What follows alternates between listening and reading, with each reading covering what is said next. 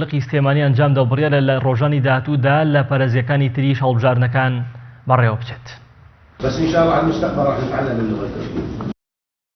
بەسەرپەرشتی لیژنەی پارە ئۆلۆمپی عێراق هەڵبژاردننی لیژنەی پارە ئۆلۆمپی پارێزگاکانی کوردستان دەستی پێکرد. لە یەکەم هەڵبژاردندا لە پارێزگاکانی کوردستان بە ئامادەبوونی سەرۆک و جێگر و ئەندامانی لیژنەی پارە ئۆلۆمپی عێراق هەڵبژاردن بۆ دەستەیەکی نوێ بۆ لیژنەی پارە ئۆلۆمپی سلێمانی ئەنجام درا. سەرۆکی نوێی لیژنەی پارە ئۆلۆمپی سلێمانیش باز لە چالاکیەکانیان دەکات، بەڵام نەشی شاردەوە بودجەکان بەهۆی بودجە لە سەدا حەڤەی هەرێمی کوردستان بڕاوە.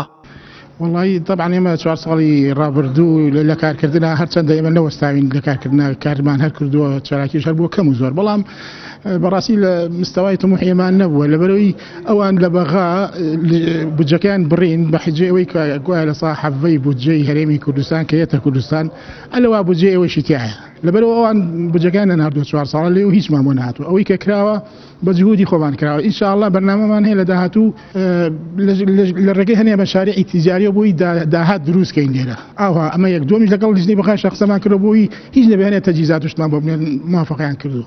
لە هەڵبژاردنەکەدا 40 کەس مافی دەنگدانی هەبوو.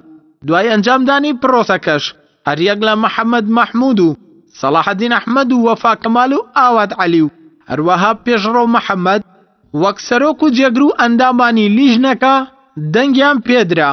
یاریزانانیش خۆشحاڵن بە هەڵبژاردنەکە، بەڵام قەیرانی داراییش بەکاریگەر دەزانن بۆ سەر ئاسیان، بەڵام نەبۆتە ڕێگر لە بەردەم مەشق و ڕاهێنانەکانیان.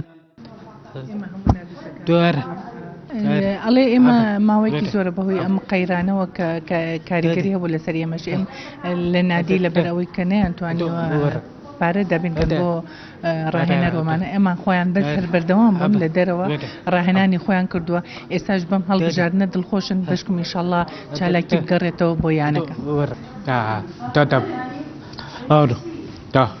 لیژنەی پارە ئۆلۆمپی سلێمانی تایبەتە بە وەرزشی کەماندامان و نابیستەکان 4 ساڵ جارێکیش ستافێکی نوێ بۆ ئەم لیژنەیە دروست دەکرێت و ئەم ساڵیش لیژنەی پارە ئۆلۆمپی سلێمانی وەک یەکەم پارێزگا لە هەرێمی کوردستان هەڵبژاردن بۆ ستافێکی نوێی ئەنجامدا.